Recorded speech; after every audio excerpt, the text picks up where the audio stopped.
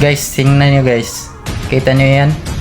'Di ba yung ibang lahi ng mga pulis nahihirapan sa pagbuhat ng malaking gulong? Pero sa Pinoy guys, basic lang yan guys. Kahit maliliit yung katawan natin, basic lang yan, lalo sa mga pulis, mga sundalo, yung dumaan sa training.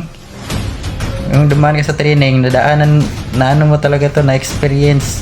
Kasi yung mga gulong na yan guys, sa training guys, ano lang yan namin yan guys, gamot lang yan. Pag magsabi ka na may lagnat ka, resitaan ka agad ng gamot. Gusto mo ipakita ko sa'yo yung mga gamot? Ito yan ay. Ito. Gusto mo anong sakit mo? May lagnat ka? May biogesic? Gusto mo may Newsip? Yan yung gamot namin sa training guys.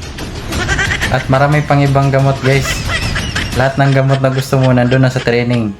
Diba? Tingnan niyo itong mga pulis. Diba? Ang liliit lang ng katawan. Manipis lang pero malakas yan.